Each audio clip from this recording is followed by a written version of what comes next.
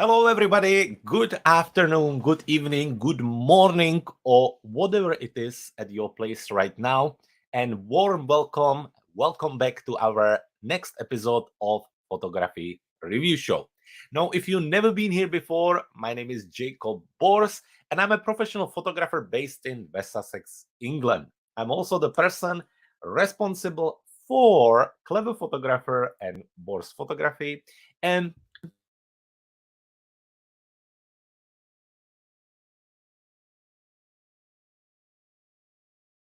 is working. So while people joining us, if you can just do me a favor and let me know if the microphone is working, that would be great. And at the same time, if you can also just give me a quick shout of where you're watching from, that would be great to know where are all the people from. Anyway, everything should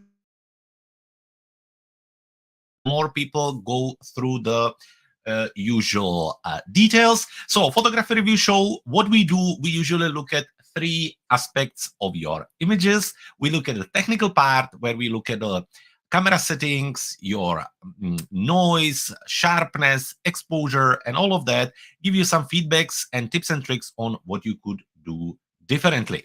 Now, after that, we look at the artistic part of the image. In general, we look at the things like composition, storytelling, the main subject, and look at some things you could do differently with your photos.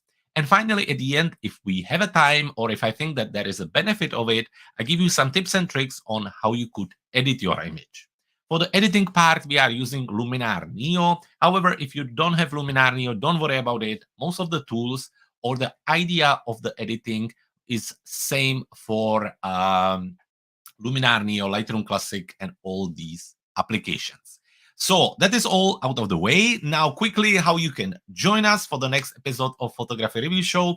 All you need to do is to join our membership. To do that, you can head to our website, cleverphotographer.com/membership. There you can join us with a monthly fee, and you will get access to this photography review show where we meet here every week live. We review your photos. You will also get access to our Facebook group, Clever Photographer Academy. And most importantly, you will get access to our monthly photography tool bundle. It always has a certain theme. So, for example, the theme coming for July now is summer portrait, and it includes things like presets, LUTs, overlays, textures, brushes, custom brushes, everything you can imagine. And it's always usually between 200 or 300 items per bundle. So I think it's a great value. So that is all out of the way. Let me quickly check who we have here. Barry from UK, greetings to you. I am here in Chichester in West Sussex. We have Alberta, Canada. Shame it doesn't really show the name, it just show MWS. We have Ahmed from Paris. I wonder if Zdeněk is with us as well, all the way from South Africa. Anyway, as I told you in the beginning, if you can just give me a quick greeting in a chat, wherever you're watching, and just say where you're from, that would be great to see where people are watching from. Um, just to quickly finish before we start the reviews, this show is live on our YouTube channel, Clever Photographer. It's also live on our Facebook page, and you can also watch it on our Clever Photographer Academy Facebook group. We always do it on Monday at 6 p.m. UK time. And if you don't catch the episode live, you can always watch it in replay on all the same platforms. So that is all out of the way. Now we have people still joining us. We have Tom from Delaware, Ohio, United States. What's the time there now? Is it like 8 hours difference? I wonder if it's like early morning for you or what the time is. That would be interesting to know. So we really have a people from all over the world, which is great. And it's always great to see you all here. So I think we are all set. I think everything is working. So I'm gonna zoom out. 1 p.m. So that's not that bad. 1 p.m. on Monday. That's not that bad. That's probably just after lunch. And now we have everything ready. So looking at the images, as you can see, we have a nice mixture of some landscape, macro photography, wildlife. We have some product or object photography. We have also some portrait photography and some lovely food and so on. So lots to look forward to. So let's jump straight into it. Folks, starting with the landscape photography and with the pictures from Elizabeth. So as I promised, let's have a look what we have here. This really beautiful waterfall, lots of texture, lots of drama happening here. Actually, very nice colors, lovely texture here. I really, really like that. If I remember right, this is from Yosemite Valley. It's looking stunning. Beautiful, beautiful capture. And the second picture, also lots of lovely colors, some blue, green, with texture, and again with again coming from Yosemite. So starting from the first image right here, as always, we're gonna start with the camera details. This was captured with Canon, with the lens Tamron 28 to 300 millimeters, and from the camera settings, ISO 320, 28 millimeters, f13, 1/100 of a second. So from your camera settings, let's check in for the noise, which is actually quite decent, even with a little higher ISO. You can see it a little bit, but nothing crazy.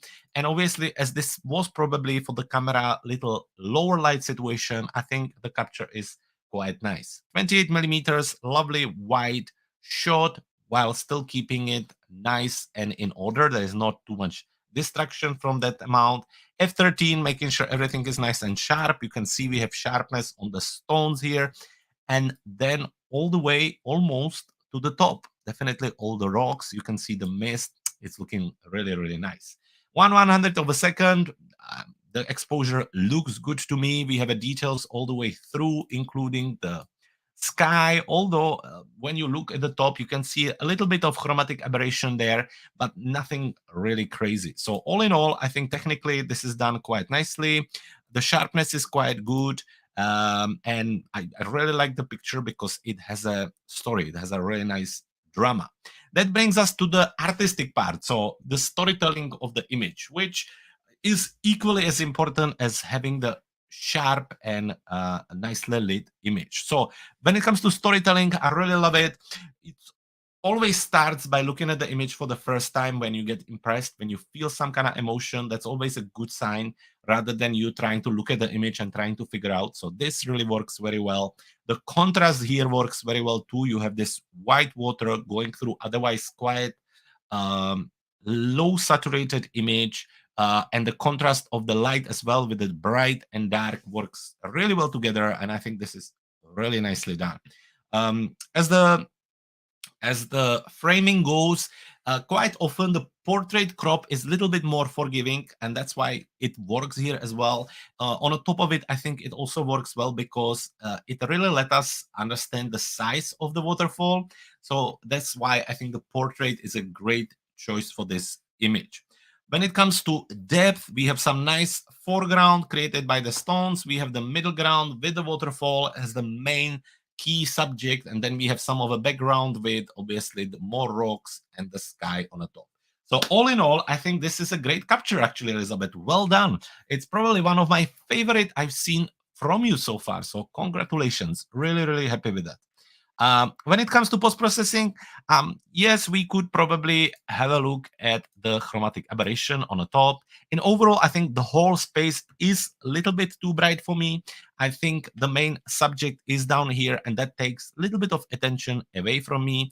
The easiest way to start with would be probably to apply a little bit of vignette to the overall image. I generally overdo it, and then I back off until I like the result. What really works very well with Vignette is also to step back from your computer, maybe a half a meter or meter, because the Vignette is more visible when you're looking from a distance. When you're really close to your screen, the Vignette isn't as visible, and we can and often overdo it. So I think something like this works really well. Here in Luminar Neo, we have the advantage that we can at the same time add a light with the vignette, so we can add inner light. And basically, you just use the slider, bring it up, and add a little bit more attention in middle. As I say, the top, I would make it a little bit darker. This can be really easily done with masking here. You just bring the exposure down, and in masking, you use linear gradient masking tool. So you just make the top darker and do something like this. Of course, you could do some more dodge and burn, make the water a little bit brighter, but in overall, I really, really like it. So great capture. Going back to the catalog, looking at the second image. Now, it is a lovely image, but I think when you put them next to each other, you have this really nice drama, lovely contrast, great colors, great light, lots happening, the texture and everything. And then you jump here and you have a daylight with flat light all across. Um, Minimum contrast, really. It's a little bit of cropped around, and I think that's if I would look at this image without seeing the first one, I would be like, okay, fair enough, it's a lovely capture. But when you put them next to each other, you understand that this is not the same caliber as the second image. But still, when we jump into the camera settings, we are working with the same camera, so Canon again, with the Tamron 28 to 300 millimeters lens. And from the camera settings on this one, it's a ISO 100, 31 millimeters, f13, and 1/100 of a second. So ISO 100, spot on there. The lower, the better, definitely, to avoid any additional digital noise. F13, yeah, just again giving us really nice sharpness all the way through. You can see how even the leaves here on the foreground are super sharp, and then you can really recognize even the top of the mountain and rock, and I think it really looks really nice. 1/100 of a second, again, give us the details in the sky as well as all the trees, and I think it works all quite nicely. Now, I don't think technically there is really anything wrong. The sharpness is nice. Only the light isn't that interesting, but that's not a big deal. There is a texture in the sky which I really like, that it's not just blue. So all in all, it's a lovely effort. When it comes to the composition, obviously the main subject when I look at it is this rock here. So this is what I'm looking at, and that's where the eye get attracted. It's because of the texture, because of the color, the contrast, and everything else. Now, when I take that on the top of it, I think there is lots of extra elements, like the grass here in front doesn't really give us anything. It takes forever for me to even notice that. There is a water, but there is so little of it that you, again, difficult to notice it. There is no reflection in it anyway. So I would probably crop it a little bit differently. I think the portrait crop works here. However, I think there's just a little bit of extra at the bottom. I remember when I started photography, I used to work with an older photographer who used to tell me, if that specific part of the image doesn't do or give anything to the composition or the story, just don't include it. Don't put it there. It has no meaning, no value, and it's there extra. So, but that doesn't mean that you can't use things like empty spaces or zero spaces where there is like nothing, just to balance the composition. But in that case, that zero space or empty space actually does something for the composition. Where in this case, I think we can crop it a little bit tighter. So let's take it, let's bring it into edit module, jump into the crop tool. We're going to use the free tool. We're not going to use any of the presets. And let's just crop the whole bottom here. So suddenly, what's going to happen, and I think maybe bring top down as well. So actually, we could do something like 4:3 maybe, or even 4:5, 4:5 crop. And once I hit enter now, if you didn't see it before, suddenly what happens, we have remove all the bottom, which was just distracting. It didn't really add anything to the image. And we now have a foreground with the trees. Then we have a middle ground and a focal point of the rock. And then we have a background with the sky. On the top of it, we have really nice rule of third. We have a 2/3 of a land. Then we have a 1/3 of a sky, which is a great way of composing landscape image. I think that's really powerful way of doing it, and so much more. Yeah, so while we're here, again, we would just apply a really nice vignette. Maybe we would use one of the AI tools here in Luminar Neo, in this case the Sky Enhancer, and make the sky just a little bit more defined. We could also use the accent AI just to add a little bit more contrast. And on the top of it, here in Luminar Neo, you can use a tool that is called Super Contrast, and you can actually add contrast to the specific parts of the image. You can add contrast to shadows, midtones, and highlights. So in our case, I would add a little bit of contrast into the midtones and maybe a little bit in the highlights. To finish it off, just to guide a viewer's eyes, I would create a darker gradient coming from the bottom to make sure, again, the attention goes directly on the rock here. Again, to do that, simple develop tool, minus exposure, masking, linear gradient from the bottom, and really just close the image, making sure that the eyes are focusing more on a top. So something like this. Now let me show you the before and after. And I think like this, the result is really cool. So Elizabeth, well done. Thank you for sharing the image with us. It was a pleasure for me to review it for you. And I can't wait to see more images from you next time. Which brings us to John Lister, 2 images. So I was looking at them this afternoon and I was thinking about both of them. Now, this, I would like to say that this is in New Zealand and it looks like a Hobbiton. Maybe I'm wrong, but it does look like the place where the Hobbit and Lord of the Ring was recorded. However, immediately when I look at it, my first thing is the sky just doesn't fit there. It really looks very artificial. You can maybe it's not the case. Maybe the sun was there like this. However, you can see some glow around the trees. And you can also see that the light on the overall image doesn't really follow. You can, if there would be such a strong sky behind the horizon like this would all be darker. There would maybe be some highlight coming through. There would be a really strong sun coming through the trees. It's just, as soon as you look at it, you can really see that it's just lots of things are not clicking there. Now, I am a huge fan of pushing people or allowing people to do whatever they want with their images, because you save your money, you bought a camera, you went out, you take a picture, you paid for the photo editing software, go ahead and do what you think. However, when it comes to landscape photo and replacing a sky, I think that the goal really is to do it as best as possible so people cannot notice it. Now, you can mention it, you can say that it was replaced, and that's all fine. There's no reason to lie about it. However, the goal really is to make it look like when it would be there. So, for example, when I have a picture where there was a moody sky and it was just gray, if I would replace it, I would replace it with dramatic gray sky, which maybe has like a long exposure, or a gray sky with like a dramatic clouds. Why? Because already all the colors and the shadows and everything follow that. If I would have a evening golden hour with a beautiful gradient of colors, but no clouds, I would replace it with golden hour sky with clouds on it, which would really help. Just adding some texture to the sky.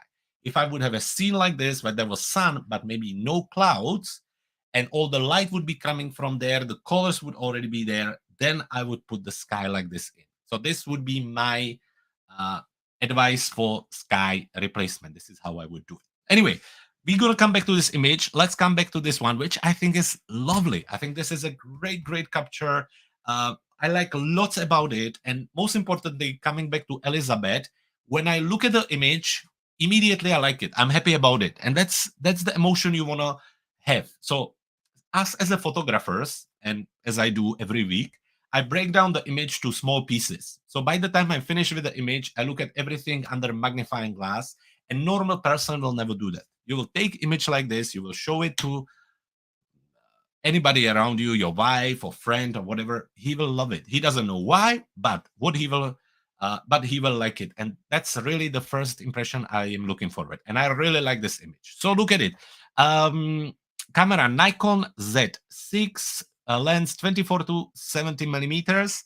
And from your camera settings, ISO 200, 24 millimeters, f8, 1/200 of a second. Now, from the camera settings, everything is right here. ISO 200, no problem there. Again, as like I said, trying to make sure that we keep it as low as possible, 200 with most of the latest cameras isn't a big deal. 24 millimeters, like I mentioned so many times on this show, is as wide as I go when it comes to landscape photography, because I find out that lower than that, I start to get like really strong distortions on the shape of mountains, trees, and subjects. So after that, when I want a wider, I go for panorama. So 24 is great. F8, f7.1, f8, f9, some of the best values, and most of the time, that's when the lens are performing the best, around the f8, f7.1. 1/200 of a second. Yeah, it looks nice. The exposure, the light looks really, really nice. Obviously, the sun was a little bit stronger. You can see some of the uh, heavier shadows. But I think in this case, it actually works really well. Why? Because you have this canopy of flowers above you. It creates kind of natural diffusion. It doesn't really diffuse it because you can see lots of shadows there, but because it's so many of it, it actually works really, really well. In overall, when I kind of zoom in, there's like a specific texture on it, which looks like a little bit of noise in these areas. However, in overall, I really like it. I mean, it's full of details. Um, the the light is decent, as I say. I think it really works for this scene, and that's it. But taking this image, I think it's all about the artistic part. It's all about the impression. And this is what I really like on it. You have the really strong leading line, the flow of the image, which really guide us all the way through. Then you have the natural framing created by the trees. You have the kind of frame in frame, but not really, but the trees on a side giving us really lovely frame. And when you look at it, it really guides you through the scene and you feel like you want to walk through. So that works really well. Obviously, depth works really well here as well. We have the trees one behind each other. So you look at it, the scene immediately looks like 3D. It looks more natural than just flat image. So there is so much to like about it. The contrast of the colors, the fact that the image actually doesn't have that many colors. We have our greens, we have the pinks, some browns, and that's it. I think that works really well too. If you would want to upgrade the image, there's one thing you could wish, and that would be to have a person at the end of it. I think that would add even more depth. You don't have to have it, it's no problem. But sometimes we're looking at the ways of how we could even enhance it further. And I think if there would be somebody standing at the end, it would create even more storytelling. And ideally, the person would have a pink dress or something like that. So lovely, lovely picture. So much right here with the composition, and just very well done.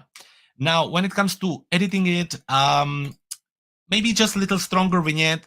I think the vignette, especially when we working with the leading lines, work really well. So you just go into vignette, bring the amount down. Again, I overdo it usually, and then I just bring it up. The advantage of using the vignette here in Luminar Neo is that you can actually select the center of the vignette on the image. So it doesn't have to be center of the image. It can be anywhere you click, and then you can add even more of it. So somewhere around here. And again, like I showed you earlier, you can add some inner light in that area. And once you're done, you get something like this, which I think is really cool. Otherwise, I'm going to leave it. I think it's great. Well done, John. Now, coming back to the first image, which I already told you about on the beginning, but I just thought once we're looking at it, we should talk about all of that. Quickly on this one, because I think I told you a lot on the beginning already. However, it was captured with Nikon Z6, again, 24 to 70 millimeters lens. This time the camera settings was ISO 400, 56 millimeters, f6.3, and 1/400 of a second. So from the camera settings, ISO is a little bit higher, although again, 400 for these latest cameras shouldn't really be a big issue.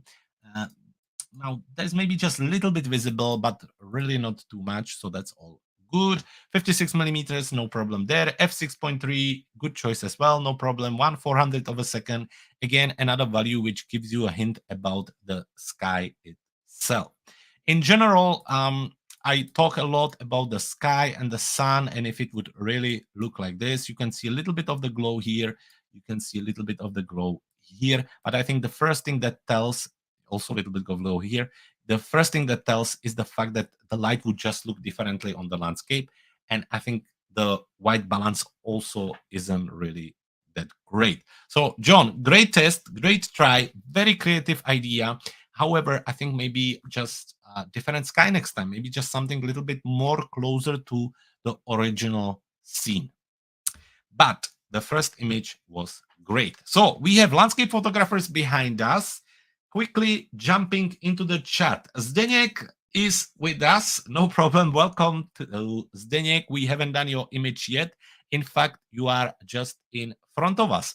Just out of curiosity, I wonder if any of you have an idea of what are the most common mistakes or issues with the images I see here on the images. If you could guess, okay, what's the number one top issue I see on the images?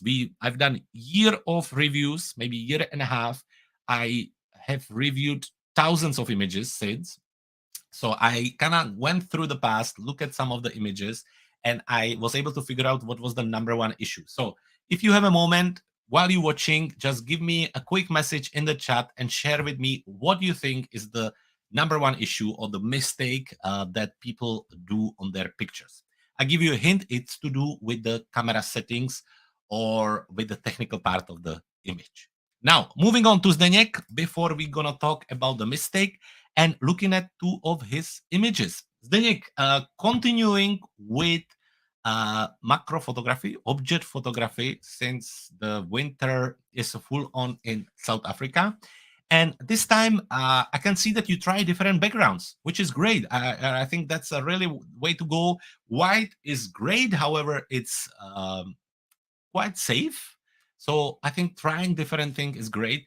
Obviously, it can be a little bit tricky when it comes to light, but well done for trying. You know, you gotta really keep pushing it. And I don't know how long is the winter in South Africa, but I think that we definitely have a time to work on it. So starting with this pineapple tray, this actually reminds me Christmas back home. I don't know how about you, because originally I'm from Czech Republic, near Prague. And when it comes to Christmas, home, of course, we would make cookies and Christmas dinner, and definitely we would have a tray like this with the fruit on it on a Christmas day, because usually we don't have this type of fruit in Czech Republic, so this would be like a really special. So there would always be pineapple and the grapes and so on. So this reminds me the Christmas home. Anyway, coming back to the image, this was captured with Canon M6 with 15 to 45 millimeters lens. From the camera settings, ISO 160, 21 millimeters, f10, 1/10 of a second. Zdeněk, I wonder, was it again captured with the focus stacking, or this time is it just one image for both of them? Now, from the camera settings, there is nothing really I can pick on. I think, yeah, low ISO, which is good. 21 millimeters, no problem there. F10, again, giving us kind of on this image sharpness all the way through, 1/10 of a second. So I assume you are on tripod. The only thing I think is the light. I think, again, maybe moving on, we want to try to create a little bit of depth even in the light. Now it's well lit, really nice diffused, everything is visible, but I think it's almost too good. I think it's almost too everything has the same brightness. So I think we just need to try to see if we can position the light to create a little bit more depth. Maybe, you know, to have the background a little bit darker or something like that. That would be homework for next time. But in overall, I mean, the sharpness is great. The details, the texture is really nice. I think it's nicely done. The highlights on the fabric are quite nice too. It's quite nice and pleasant. I think the framing is really nice too as well. So I think that works really well. The contrast of the fruit with the background, I think, work really well too. So in overall, it's a lovely, lovely capture. I don't know if I would do anything differently in a post-processing. Maybe, again, I talk about the vignette all the time, so obviously that would help, but it's not completely necessary. What I'm just want to show you what I mean with the light is, if I bring the exposure down a little bit. So maybe just creating something like this, some kind of darker foreground, maybe something like this. And similarly, some darker areas maybe from behind.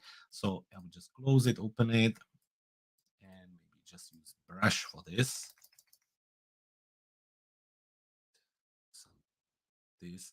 So this is just basically faking it, because that's not how you should try to do this with the light, but it gives you an idea of what I'm talking about when it comes to create depth with your light. So basically, let me show you. Before, everything is little equally the same. After, ideally, we would get a little bit more depth with the overall light. Moving on, the second image. This one, it's a breakfast morning. Now, talking about the camera settings here, it's again Canon M6, 15 to 45 millimeters lens, and from the camera settings, ISO 100, 45 millimeters, f10, 1/20th of a second. So, looking at it, I think the camera settings are all good. I actually like the light on this little bit nice, little bit more. I think what helps is the depth and texture of the fabric. I think that creates like, a little bit of kind of depth through the image. Also the fact that, things are kind of separate. They have a different colors, different sizes. That's something I think that works really, really well. When it comes to food photography, if you would really want to push yourself, then I would start to focus on little details. For example, like really taking a time and maybe cleaning the cup.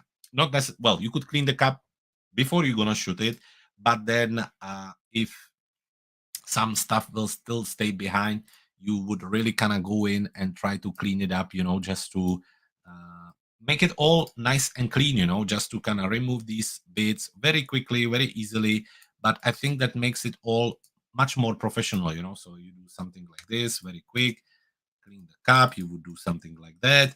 You could also remove a little bit of the reflection here and just really play around with the image to push it a little bit further.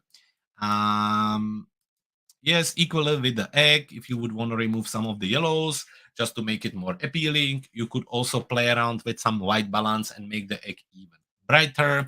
And that's about it. So it's more about the little details now. I think this is well done, well lit, good idea. But I think I would try to focus on these little details and little things. So moving on, let's go back to the catalog, and we're gonna move on to mixed photographers. Now, coming back quickly to the question I asked, what do you think are the most common issues with the images or mistakes or things I see on the images? Actually, when I went through the images, one of the most common mistake is too much noise on the image. Now, not recently, because we probably have a very good photographers now who's sending us images, but especially the first 9 months, that seemed to be a really big issue. And this is why I keep on and on about it, about setting your ISO down. The idea is to get as close to 100 as possible, unless you're really working with difficult light situation. Noise, it's a digital noise created by high ISO. That's the most common thing I see over and over. So definitely something to work on and improve. But now we go into the mixed photographers, and we're going to start with John. John Telston. John, we have a macro picture, which I don't know if I saw it on Instagram or Facebook, but I already look at it there and I thought, I would love for John to send it over, because I think it's great. I really, really like this. Again, coming back to the beginning of the show, when you look at the image and you like it right away, you know something is right with it. And this is definitely the case, John. This is a lovely capture. I really like the colors, the pastel feel of it, the depth, the sharpness just in the center, the light, the framing. I think it all works really well. But coming back to the beginning and talking about camera settings, this was captured with Nikon D850.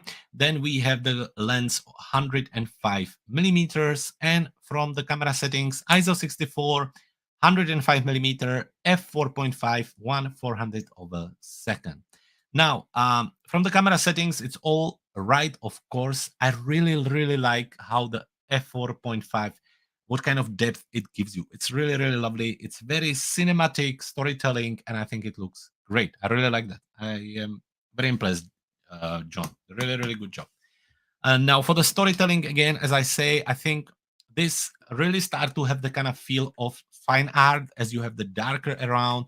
You have a really nice, almost natural gradient created from dark, go into dark purple, lighter purple, and then go into the white. That is really nicely done. The kind of creative blur where you have just small part in focus, I think works super well as well. So altogether, really well done. Love it. Colors, everything, focal point, framing, the vignette, everything works super well, John. Really, really nice picture. Congratulations on it. Great.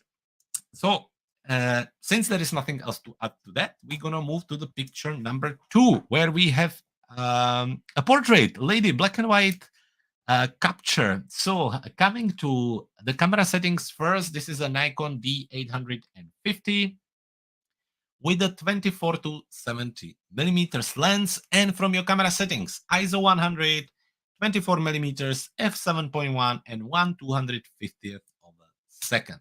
Now, I think from the camera settings, it's all good. There, now zooming in, obviously we have a little smaller resolution, but we can see all the details. The sharpness is all the way there, so that's really cool. The light is interesting as well. The pose is quite nice as well. I think that works really nicely, giving us kind of depth as well. It's almost like a retro capture. And what I really like is the contrast of the white background and the clothing. I think that works well. I personally wish that you would be all in black. I think that would be really cool. But this works really well too. It gives us a little bit more texture and it kind of breaks the image a little bit. So as the light and composition and the posing and the camera setting goes, I think it's really nice. The composition is lovely as well. I think the fact that it's black and white really helps. I think it's lovely too.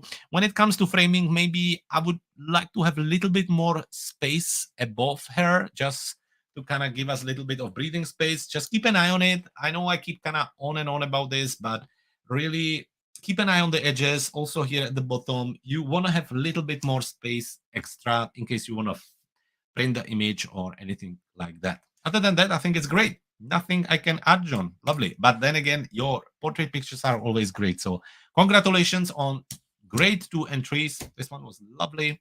And this one very nice too. So thank you for that. Which brings us to our friend Zorin. Zorin, we have 2 images from you this week. We have this lovely bird here.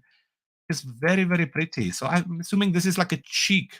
So we have a little wildlife capture with lovely soft background, lots of details, really nice light.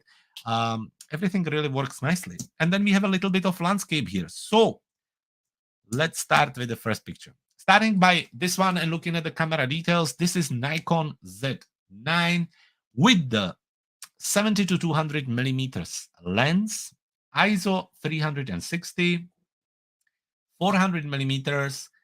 Oh, 400 millimeters. So there must be like a, to make the lens longer, extra extension. F5.6 and 1/125th of a second. So low ISO. That's why also low noise. Great level of details. I mean, when we zoom in, you can see how much is there. Now the eye itself, funny enough, you get sharpness on most of the image, but the eye itself isn't crisp sharp. But then again, it's really difficult. But in overall, it's just very, very lovely. The f5.6 with that length giving you this really pure, diffused, soft background, which in this case works really well because it creates great contrast. We have this kind of earthy colors on the bird, the browns and grays and whites. And often you see these pictures with same colors behind them, like a tree or 3 branches or something, and it just doesn't allow the main subject to stand out. But in this case, the contrast of the green with the bird really let the bird stand out. And as a storytelling goes, I think it's great. The space in front of the bird is great. I think everything is really lovely. Really, really lovely. Zorin, I can't tell you much more about it. I think it's great. It's lovely. Well done. Great effort there. And that brings us to your second image. So this was great. Obviously, great wild capture. This as a landscape is lovely, but I will tell you, let's just start with the technical part. Talking about your camera, again, Nikon Z9 with the Nikkor 24 to 70. This time the camera settings was ISO 64, 70 millimeters on a lens, f8, and 1/25 of a second. So camera settings, no problem there. Low ISO, kind of zoom in with your lens, no problem. F8. Again, making sure we have details all the way through, and 1/25 of a second, giving us really nice drama in the sky. However, now when we move to the artistic part and talking about the image, it's kind of difficult to say what you're trying to show me. What is the story about? And I keep talking about it again quite often, is to have some kind of focal point, some kind of main subject of the image. Now, when I look at it, I like the sky. It's full of drama. I can imagine capturing just the sky itself, because that would be really nice. Or I can imagine using the sky with just the green hills as a backdrop. I think that would work really nicely too. I would just place the mountains in 1/3 and 2/3 of the sky.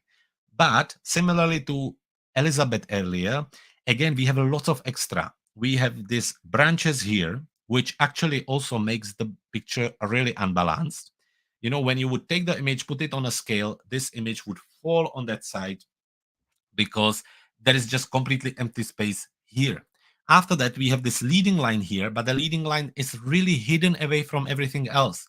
It doesn't point to anything. It doesn't enter you into the frame or into the story. It just kind of goes away, and it's there, and it's very little of it. So yes, it's just lots of stuff happening there, and you don't really know what exactly you're trying to show. So again, if it would be me, what I would do is I would avoid this area. I would walk further and maybe use the road, get lower there, use it as a leading line towards the hills and the sky. Or I would avoid all of this, go to the end of the road, and just use the hills and the sky itself. So that would be different things I would try to do when it comes to composition. I'll just quickly show you what I mean by kind of avoiding. And again, saying that sometimes things are there just for no reason. So I would have walked a little further and probably just try to get something like this. Obviously, without the trees here, I would walk a little bit further and then end up with something like this. Dramatic sky, lots of things happening there. We have the backdrop of the mountains, and that's it. Once again, without the light green, I would try to avoid that. So just some ideas. Marcus, thank you very much for sending your images over. It was great to see them again. I hope you're keeping well, and I hope that we can see more images from you soon. Which brings us to one more mixed photographer, Tony. Tony, are you with us? Tony is our frequent audience, part of our audience for the photographer review show. She joined us quite often, and we have 5 pictures from him. Now, I'm afraid that we only have time for 2 because we only have 15 minutes left. So let's quickly jump into it and see what we're going to review. Now, Tony, just kind of for next time, quick heads up, if you can send me your images in the highest possible quality. For example, on this one, you see it only has a 760 pixels and 312 kilobytes. So really, when I look at it, it's about this big. So I need to zoom in after that, and you see it's really pixelated. So let's just quickly see if any of them is any better. Yeah, this one, the image is definitely bigger. There is more details there, so we can look at it. This one is a little bit better too. This one as well. So it was just the first one. So let's talk about the seascape here. And actually, I feel like we watched similar, or we look at a similar image last week. Let's just quickly check. Tony. We were looking at this one. Okay, so we're gonna do different one. So let's talk about the drop, because I think that is really, really lovely. Tony, looking at this one and talking about camera details, I can't see the lens, but I wonder if the lens is maybe part of the camera. I don't know Canon that well, but Canon 50D with the camera details, just very quickly, ISO 320 and 1/60th of a second.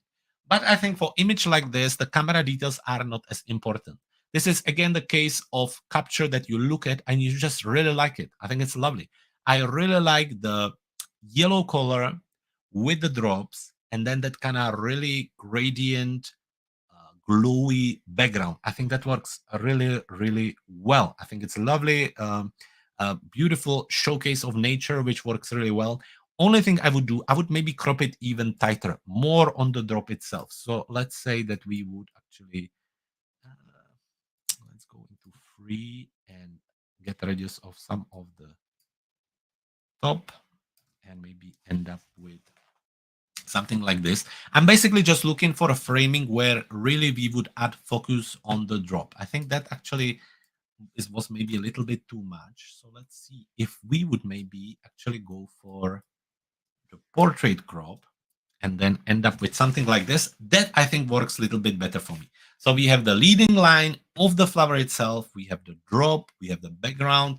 Again, we could add a little bit of vignette around the actual drop, add a little bit of extra light on it. And I think it's super pretty. Very, very good. So I hope you understand what I did there. I was looking for a framing where I would be focusing mostly on the main subject, focal point, which in this case is the drop. And I think that ends up being really nice like this. Which brings us to another picture then. Let's have a look at it. The rose here, which is really lovely. Really like that. Lovely texture, lovely elements, and how it kind of all goes together. The light is really nice as well. The color is, when you look at it for a little while, your eyes start to hurt a little bit. So I would maybe bring down the saturation just a touch. But in overall, I think it's very intricate. This is a great detail because it's something that you keep an eye on because you're trying to figure out what you're looking at. So it's really, really lovely. And finally, the fruit here. So lots of texture, really nice depth as well. This is what I wanted to mention on this one. So what I really like on this image is the depth. So obviously with f1.4, we have this part in focus, and then we have a really nice depth going at the back into the soft part. The texture is great here as well. Lots of sugar, the different fruit, the different color as well. The contrast works really well, the colors. So all in all, this is actually really lovely. Again, maybe just crop it even a little tighter, or next time try to avoid the white space on the top. Just make it more uniform. So maybe again, using the crop tool very quickly and just doing something like this. And that way, really just focusing on the fruit itself without the distraction of the bright areas at the back. That would be my idea here. After that, you can obviously crop it however you want. You could, again, add a little darker gradient from the bottom to close it even further. I would definitely do a little bit more dodge and burn, make some areas a little bit brighter, some a little bit darker. We can probably try to do that with just a little bit of contrast. Yeah, something like this, which I think helps. And that's about it. Lovely capture. Great, great, great effort there as well. So lovely different things. The drop is very pretty. Really like that. The fruit is lovely as well. Lots happening there. Great work with the depth and camera settings. This is also a very smart way of really poking the viewer. And the seascape is lovely. So, Tony, thank you so much for sharing your images with us again. And yeah, just as a quick message, try to send them as big as possible. But maybe this was just a mistake. So it's not a big deal. And as per our tradition, we're going to end up the show with two bird captures from Ken. Somehow Ken always end up being the last one to look at. Ken is our wildlife bird photographer from the Clever Photographer Academy. He supply us never-ending streak of bird captures, and we're always happy to see them. So what we have here today is this little chick hiding behind the grass. Now, Ken is working with the Nikon Coolpix camera. It has a little limitation when it comes to zoom in. The sharpness sometimes goes a little bit sideways, but still Ken has a great eye for composition and for a subject. So it's always great to look at his images. This was with the Coolpix, Nikon again, ISO 200, 155 millimeters, f5.6, and 1/500 of a second. Sometimes these details for the Coolpix are not exactly right neither. However, I think this is again more about the storytelling. I think it's a lovely framing of the little guy in a center like this in a portrait mode. I think it works lovely with a little bit of grass in front. It's not distracting. It's more just giving us a little bit more depth, and I think it works really, really well. So Ken, this is lovely capture. Thank you for sending it over. And on the second image, same camera, again from the camera settings, ISO 400, 395 millimeters, f7.1, and 1/500 of a second on this one. Now the bird is lovely again. There's a little bit of distraction for me in front of him. I think that takes a little bit away. Especially on this one, I would try to avoid these or maybe remove them in post-processing. It's up to you, whatever you feel more comfortable with.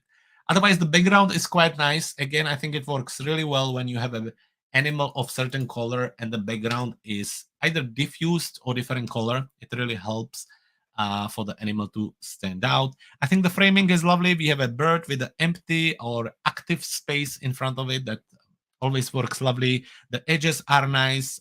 You could probably crop it even a little bit tighter, maybe to get rid of the bottom and top. But in overall, I think it's lovely. I think the sharpness on this one is something that I would be looking into. Maybe remove a little bit of the noise as well. And again, try to remove some of these foreground elements. Maybe in a post-processing, add a little bit of contrast again. That would be probably something that I would try to do, and add more of the vignette on the actual bird, somewhere around here, and do something like this. Quite subtle, but it makes a big difference. So Ken, thank you very much for sending your image over. I hope you enjoy the review, and if you have more, make sure you send them next time. Which brings me to the next episode. So now I am away for 2 weeks to the south of France, where I'm going to be capturing the white horses of Camargue and also the lavender fields. I will be doing some model work there as well, and I can't wait because it's something what it's been on my bucket list for a very long time. So that's where I'm heading this Thursday. So we will not be here for 2 weeks. Then I'm coming back to UK. It's my birthday, so as much as I would love to be here with you, I will miss one more show. And I believe on my calendar that we will be back on the 10th of July. So 10th of July is Monday. That's when we're going to be back. If you, let me just come back to this. If you are part of our membership, you can actually already find a date and link for the 10th of July in the member zone. You can also find it in the Clever Photographer Academy. Each of the event always has a link and Dropbox link when you can upload the images already. Now, before I'm going to leave, I promise to Pauline that I'm going to ask you one more time if you can please join our giveaway on the Clever Photographer Academy. All you need to do is to take your favorite image from any place around the world, post it on a Clever Photographer Academy, and write us a few sentences or even just few words about where it is and what you liked about it. When the month is over, which is in 2 weeks, I will pull one of the winners and we will send you a whole books from Lonely Planet, which will give you an ideas where to travel and when. We will pay for the posting, shipping for the book itself. So come and join us, post your image on Clever Photographer Academy and join us for this giveaway. Folks, thank you very much for today. I hope you going to all have a great rest of the week. Stay safe wherever you are. And thank you again for joining me on a lovely Monday evening. Take care and bye-bye.